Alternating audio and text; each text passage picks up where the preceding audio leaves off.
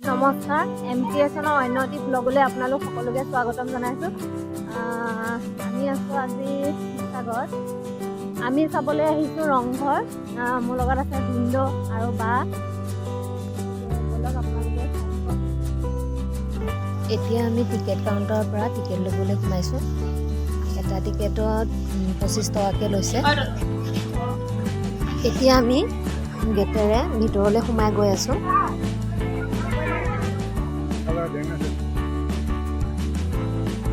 এইটোৱে হৈছে আহোমৰ ৰাজত্বকালত নিৰ্মাণ কৰা 2-মহলীয়া ভৱন। এইটোকে ৰংঘৰ বুলি কোৱা হয়।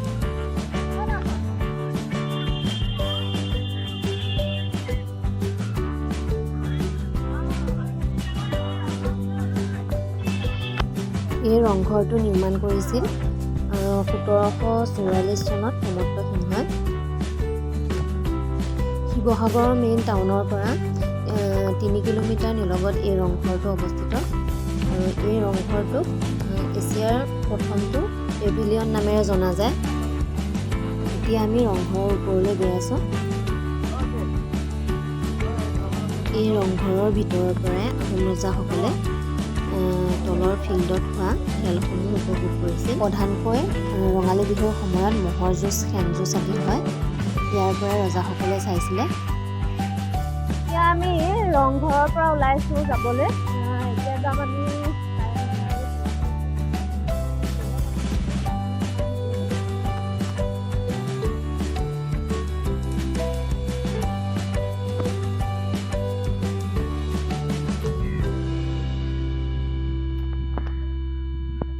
আমি খোজকাঢ়ি আহি আছোঁ কাৰেংঘৰ চাবলৈ ৰংঘৰৰ পৰা। বেছি দূৰ নহয় বাৰু, খোজকাঢ়ি আহিব পাৰি। এতিয়া আমি তলাতল ঘৰ পালোহি। এতিয়া টিকেট কাউণ্টাৰৰ পৰা আমি টিকেট ল'বলৈ সোমাইছোঁ। এটা টিকেটত 25 টকাকৈ লৈছে।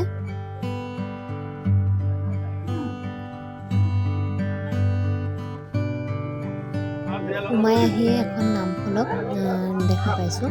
ইয়াত লিখা আছে তলাতল ঘৰৰ বিষয়ে। এই তলাতল ঘৰটো আহোম ৰজা ৰাজেশ্বৰ সিংহই 1751 চনত নিৰ্মাণ কৰিছিল।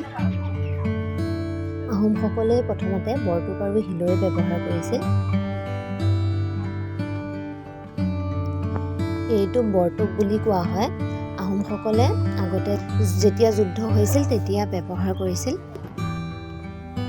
এতিয়া আমি তলাতল ঘৰৰ ভিতৰলৈ সোমাই গৈ আছোঁ। তলাতল ঘৰৰ ওপৰৰ গ্ৰাউণ্ডটো হৈছে এয়া।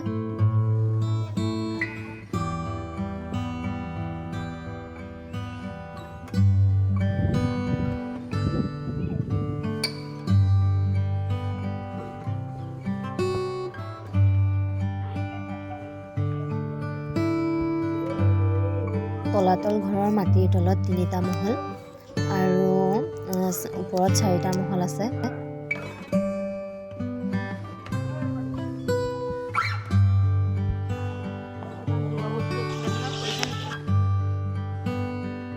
এতিয়া আমি তলাতল ঘৰৰ ভিতৰলৈ সোমাই আহিছোঁ। এয়া চাওক।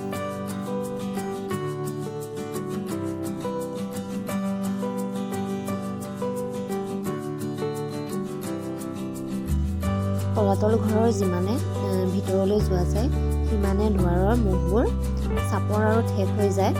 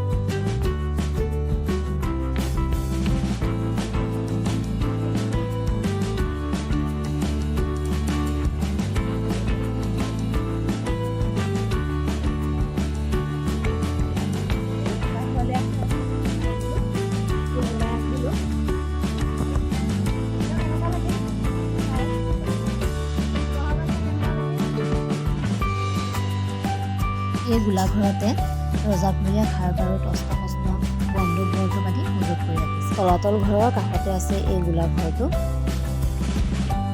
এতিয়া আহি আছোঁ আমি শিৱদৌল।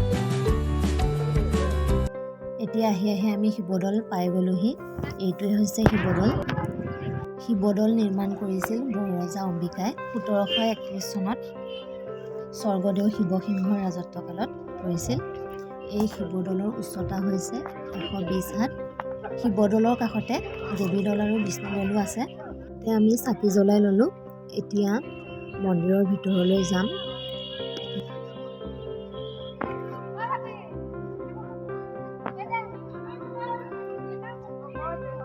এতিয়া মন্দিৰত সেৱা কৰি আহিলোঁ। শিৱদৌলৰ কাষতে আছে দেৱীদৌল। এইটোৱে হৈছে দেৱীদৌল।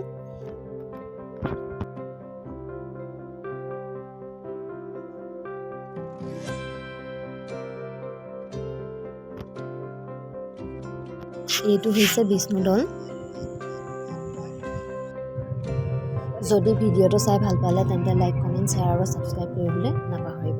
ধন্যবাদ।